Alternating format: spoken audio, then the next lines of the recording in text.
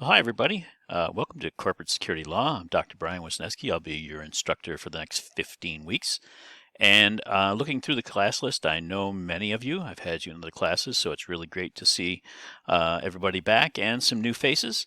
Let's jump right into the topic. This week we'll do a little bit of an introduction as to how we're going to go about business. And you have a couple deliverables for this week. And from there, we will push on our study of corporate security law. So what we're going to study is law, but from a unique perspective, that of the security manager. And you would think that a study of law is a study of law, but it really is not. Everybody involved in any type of legal matter has their own perspective, their own lens, their own way of looking at this and looking at what's important and what they need to do. So let's look at an example of that so I can kind of put it in perspective for you. So we'll look at the example of a workplace homicide. Let's start with something fun, right? Terrible thing to have happen, obviously. But when one takes place, we can look at two people who are involved in the legal system, the prosecutor and the defense attorney. And they look at different things. The prosecutor wants to know, what are the elements of proof? What do I have to show in order to put the bad guy in jail? What evidence do I have? What do I have that ties my subject to the crime? And then they also have to decide what charge is best. Let's just say in a workplace, you and I are working next to each other, and you turn to me and you say, guess what? I'm having an affair with your wife. And I, in a moment of passion, lose it and grab a wrench that we're working with, and I hit you in the head and you die. Too bad, so sad, right? However, heat of passion, second-degree murder. If indeed this was planned out and I knew that you were having an affair with my wife, and I came to work with a gun in my lunchbox, and I walked up to you and said, okay, I've had enough. I know you've been with my wife, and I shoot you. That would be premeditated. That would be first-degree murder normally. So you have to make sure that the charge fits the crime, because if I charge somebody with first-degree murder in that first instance, where it was a surprise to me and in the heat of passion I committed the crime, I would not be found guilty because I would not meet those proofs. So the prosecutor has to worry about those things. The defense attorney, on the other hand, has to worry about, was the evidence collected properly? They're going to look at the evidence, but they also are going to look very, very closely to make sure it was collected properly. Is there a way for me to get this evidence thrown out? Does the charge fit the crime? Again, if indeed I was charged with first-degree murder and this was a crime of passion, right, heat-of-the-moment crime, it would normally be second degree. And as a defense attorney, I would argue that you are not guilty of first-degree murder. And then there are other alternative theories of the crime. Could someone else have done it? Right? I mean, those are all the types of things that those two people look at. They have the same crime, the same legal matter, but they look at it two different ways. And they're not the only ones that have a lens on this. Now, let's imagine you're the security manager at that workplace where that crime took place. You're going to look at it and say, okay, what did I do or what did I not do that may have contributed to the crime? Did someone tell me that there may be a problem between these two workers and I ignored it? Did I know that one person had a penchant for violence because I ran a background check and found that out but didn't do anything about it? Did the company meet its obligations to protect the victim? If we knew in a background check that the person had many violent crimes in the past, then we probably did not. Was there a lapse in security? Suppose indeed the person came in with a gun, but we have metal detectors at all our doors, but the metal detectors weren't working. That would have been a lapse, and I would have been partially called in to tell people why I have metal detectors that people believe are in use for their own protection, yet a gun got into the building. And did the company react to any warning signs? Right? If you have an obligation to act when it comes to workplace violence. So the lens is different. The prosecutor and the defense attorney are looking at this two different ways. Security manager is looking at a whole third way. Victims are looking at it in another way. Now, victims aren't just the person who is dead. Obviously, they don't look at it at all, unfortunately, but their family is a victim. Other people in the building could be considered victims because they were there, they witnessed it, right? They've had harm done to them psychologically, perhaps, right? They look at this thing totally different. So when we talk about the study of law, there's many ways to study it from different perspectives. So we're almost looking at it as a individual perspective, looking at law from one angle. And that's what we're going to do this semester, is look at it from the angle of a security manager. Let's put those two things together. The legal system's looking at guilt or innocence. The security manager isn't looking at guilt or innocence at all. That is outside of their scope, their venue, their sphere of influence, right? but they can look at what the company's contribution to the events might be. The legal system is going to look at legal process. The security manager really isn't involved in that legal process other than if certain items, documents, artifacts are subpoenaed by either the prosecutor or the defense. They're really outside of that legal process. But they do have to worry about due diligence. Did they do what they said they were going to do to protect people? Alternative theories of the crime? Legal system will look at that. And really, the legal system is the state versus the accused. But when you look from the security manager's perspective, it's the state, the accused, and the victims versus the company. I don't mean to make this adversarial, but indeed, the security manager has to worry about all things coming back to them in some fashion. They certainly won't likely go to jail, although there have been some instances that we may talk about, but they will potentially set themselves up for civil liability if they've not done the things they need to do. So they have to worry about the angles of everybody else and put the pieces together so they know how to best protect their company. So you're going to hear some of the same terms you've heard in other legal classes. And if you go into more courses on law or even go to law school, you'll hear the same terms over and over and over again, applied in different ways. And that's really what you're going to hear in this course. Okay, it's perspective. Your concerns are different than those of the state, the accused, and the victim, even though the same terms may be used for some of those things. But you have the ability to be proactive. If we go back to our workplace violence incident, the victim probably could not have done anything to prevent the crime, right? I mean, well, they could have not slept with the other person's wife, right? I guess. But they wouldn't have necessarily expected to die for making that comment, right? The person who brought the gun in or grabbed the wrench, whatever it has to be, if it was in the moment of passion, they couldn't have done anything. But if there were any warning signs, the security manager could have been proactive. If there had been any rumors, anyone had come to make a complaint that somebody is, having an affair with someone else's wife and they work next to each other on the line, those types of things, you have the ability to be proactive. And unlike many others in this legal system, right? This entire legal system, the victim, the accused, the prosecutor, you have the ability to be proactive probably more than any others when it comes to especially workplace crimes. So that's the perspective we're going to look at. We're going to talk about legal concepts and how to read cases. I had a conversation with Dr. Lubinsky. She does that in other courses. I know other instructors do it in other law courses. Guess what? We need to do it again, because if we're not on solid footing with the common concepts and common terms, then you get lost. If you don't think a refresher is necessary, well, I disagree. I think it is. Most of you are juniors and seniors, and many of you took ethics in the workplace and other legal courses in your 100 and 200 level courses. So we're going to do a little bit of a review the first week. We're going to talk about the sources of law. Not all law comes from legislative action. There is administrative law. Certain organizations, government organizations, are empowered to write certain types of law. Not criminal law, necessarily, but they can write law. There's case law, as we discussed, right? So the sources of law. We're going to talk about investigations law, and we'll primarily talk about investigations law around fraud, because I know there are a number of fraud majors in the course. We're going to talk about premises liability. What, as a security manager, must you look at to ensure that you will not set up a wrongful death, a wrongful imprisonment, I've seen that before, and any other premises liability that has to do with security, normally security equipment. Normally that has to do with locking people in, locking them out. So we'll discuss those.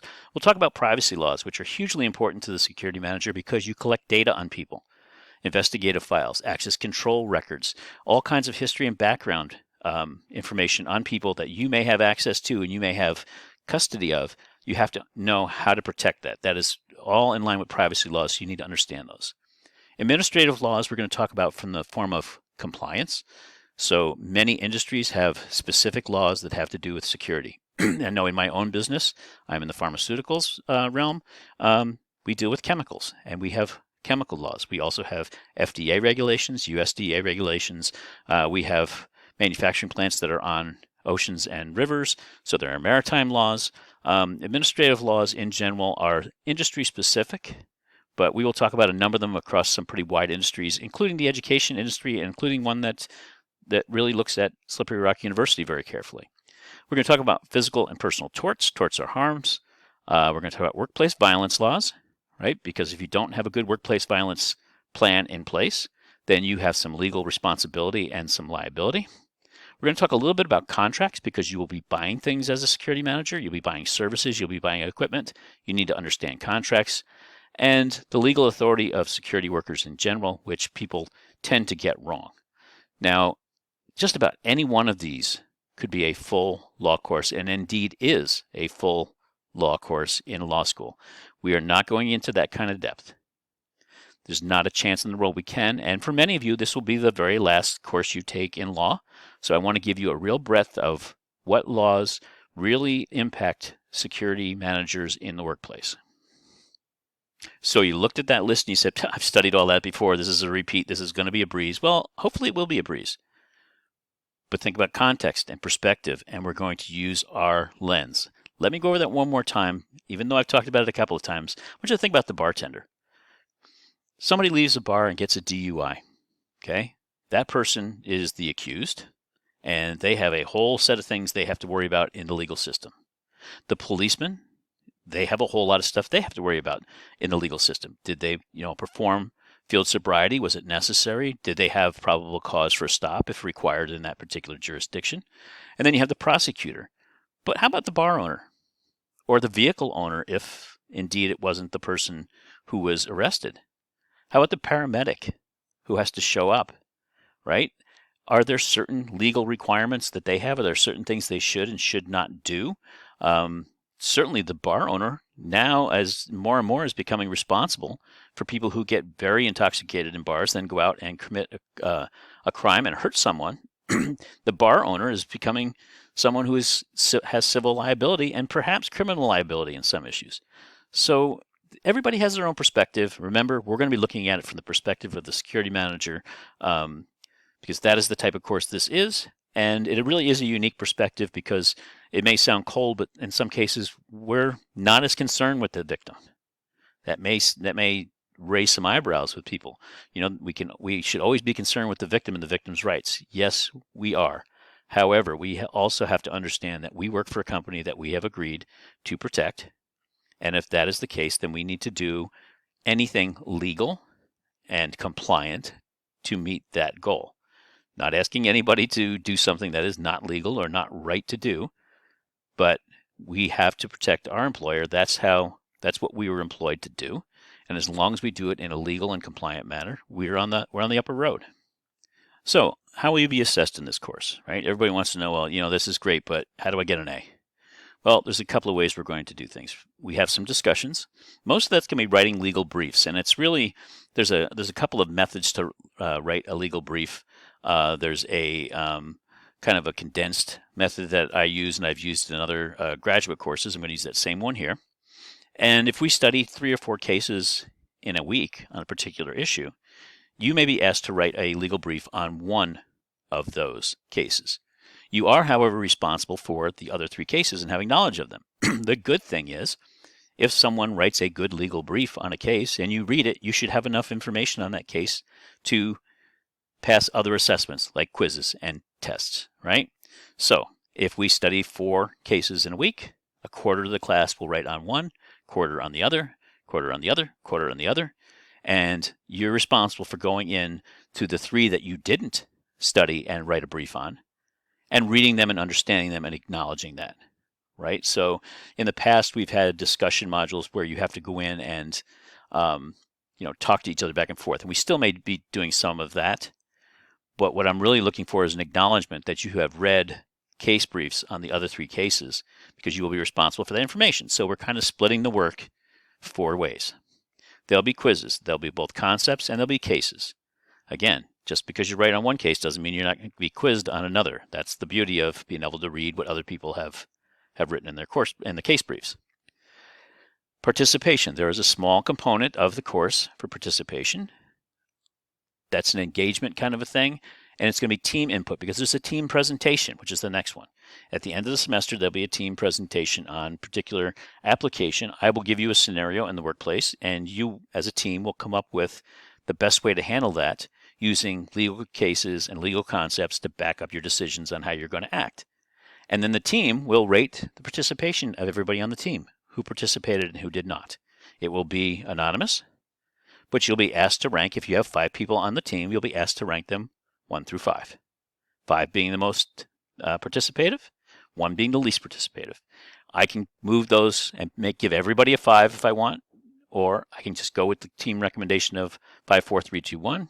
No lower than that, but there's an engagement and participation, but I'm not going to determine that. You are.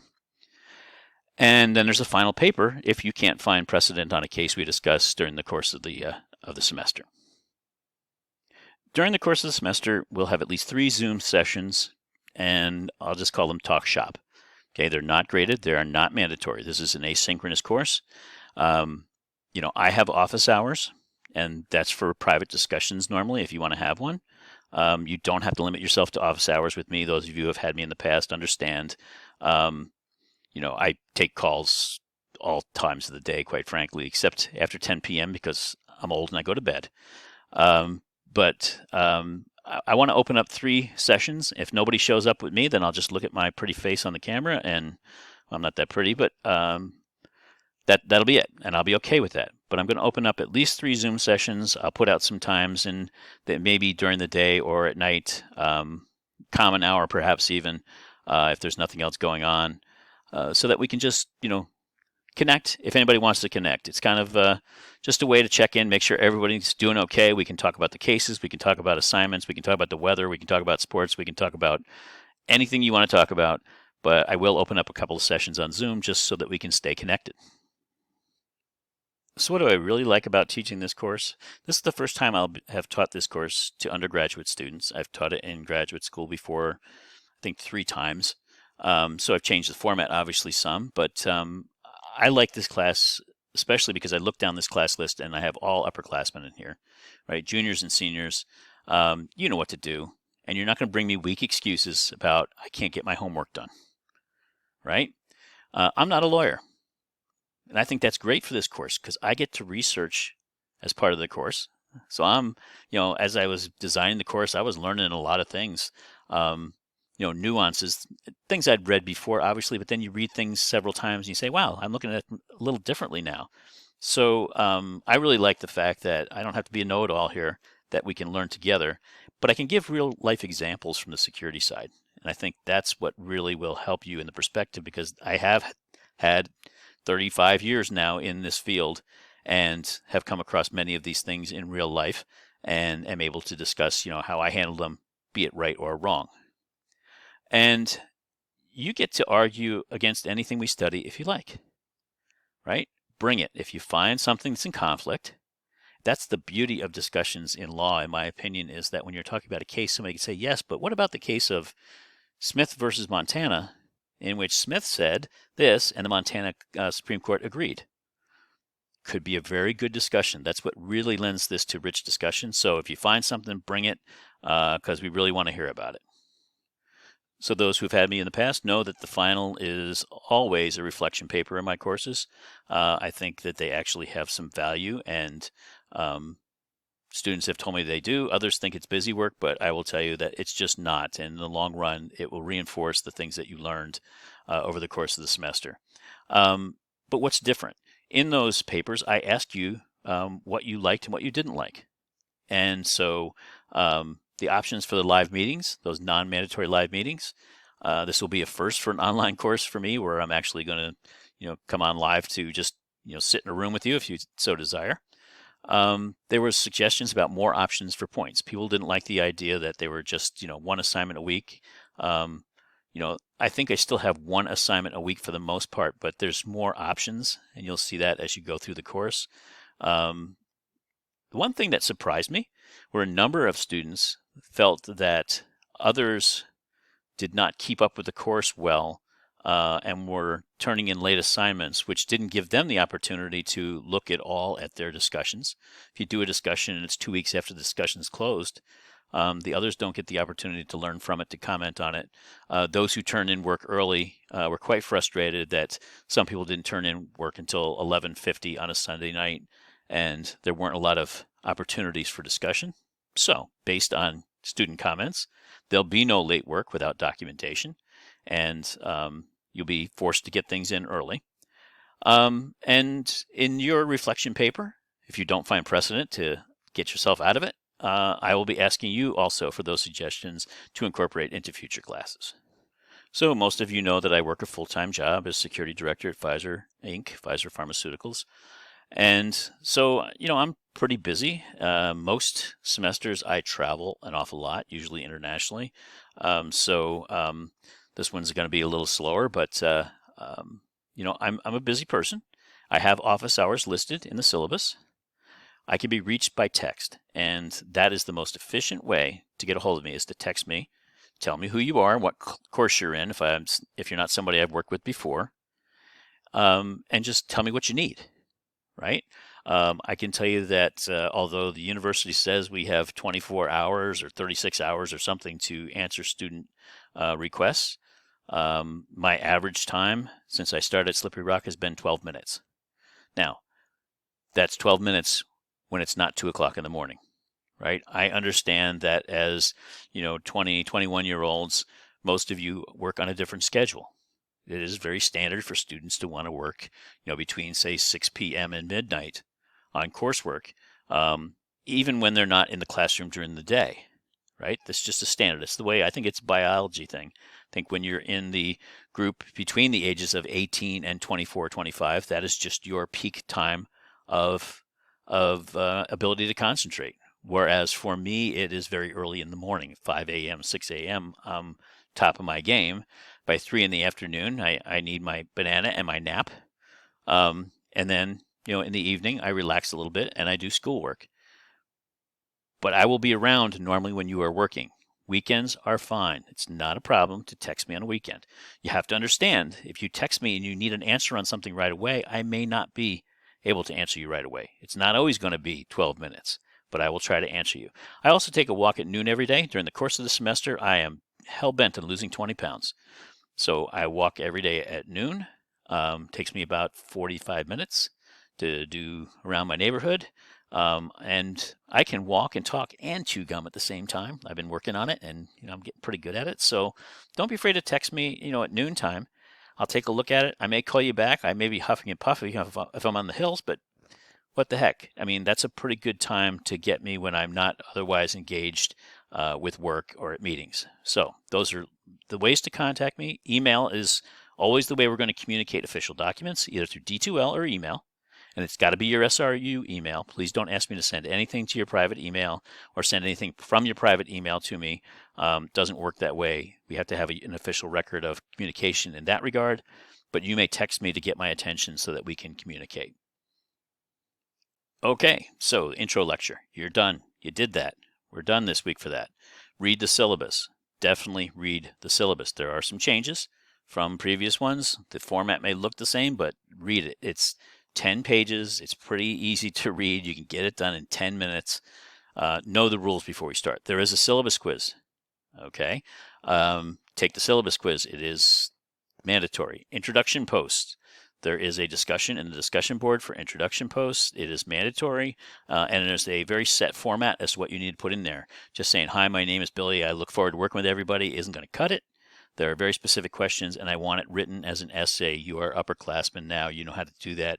One big giant blob paragraph doesn't work. Misspelled words all over the place doesn't work. Writing like you're writing a text doesn't work. These are essays. You know the drill, guys. Okay, and read and comment on a few of your classmates because there's a question in there. In fact, there's several questions in there about laws and how you might change them.